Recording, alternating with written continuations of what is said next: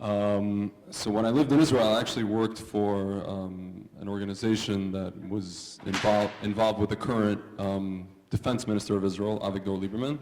And I saw kind of like from the inside everything that goes on from Israel advocacy and Hasbara. And really what I learned was that really nothing works. Nothing that the Israeli government, nothing that organizations here, I'm not going to name them. Some of them are here, some of them are based in Israel, some of them are like gam bagam. Nothing works. Because why doesn't it work? Because we see what happens on campus, we see what's going on tonight. You know, I love you guys, but most of the crowd here is 50 and over. I'm 37 years old. I'm the youngest person here, besides these two guys right here. I don't know, and you guys are not Jewish, right? Okay, there we go. Anyway, so, yes, yeah, further away, sorry. Okay, I'm eating the mic, that's fine. Okay, almost, okay, so, you know, hatzlacha to you. So what I learned, what does work? What works is wine. I'll expound on that a little bit. 2.5 years ago, I started a company called, the original name was West Bank Wines. I'll tell you why I chose the name and why I changed it, why we changed it.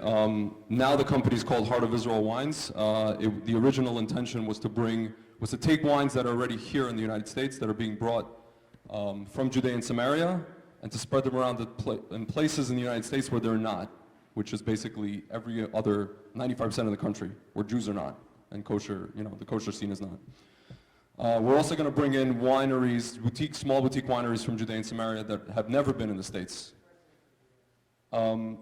So the purpose of this was, if you guys look at every winery, you have Har Bracha, you have Beit El, you have Hebron, you have Psagot, you have Shiloh.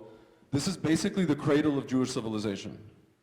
We are now witnessing a return of the Jewish people, not only to our land, but a return of the Jewish people back to the heartland, and we're basically living prophecy.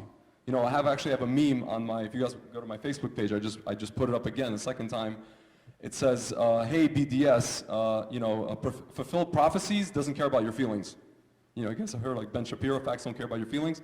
Facts on the ground don't care about your feelings. The facts on the ground are that there's a bunch of people making wine in the heartland of Israel, in the cradle of Jewish civilization. Shiloh, a place like Shiloh, this was the capital of Israel for 369 years, or I guess before there was a political capital, it was just the home of the Mishkan, the home of the temple, tabernacle. We have a place like Beit El, you know, the story of Yaakov. You know, how do you know a people are indigenous to a land? How do you know that? You know that if you ask any anthropologist, how do you know people are indigenous to a land? Because they have stories that they've been telling about that land, every nook and cranny, every I guess, rock, tree, and river for thousands of years. It actually doesn't even matter if the story is true or can be corroborated. It just matters that the story has been told for thousands of years, and we've been telling those stories. And every single winery you guys have tonight, you have Gush Etzion, Beit El, Shiloh, Psagot, Hebron, Jerusalem, there's stories connected to those wineries. These are things that are undeniable. To the point where I have a friend who actually found me on the internet. His name is Ian McGonigal. He's an anthropologist in Harvard University. And he went to some of the wineries and he actually met with the winemakers. He had the wine. He actually like kept Shabbat with one of the winemakers in Beit El. He even told me he was proud to keep his first Shabbat. I'm like, dude, you're not a Jew. He's like, I don't care. I think he's going to be a Jew soon. Like, these guys over here. So this guy's giving lectures to his fellow anthropologists, and I went to one of his lectures in Cambridge, in Harvard, and I sat there and I watched this guy just like talk about the wineries. He called the lecture Grapes from Zion, wineries of Judea and Samaria or the West Bank, whatever. And some of these people were like, they can't deny the facts because they're anthropologists, but they could kind of use their lashon, their terminology, to kind of, you know, slip in there, oh, the Zionist enterprise, or like the settlement enterprise. And I kind of kept it to a minimum. I was sitting there, and because these guys weren't really getting too political. They're anthropologists, after all. They're scientists.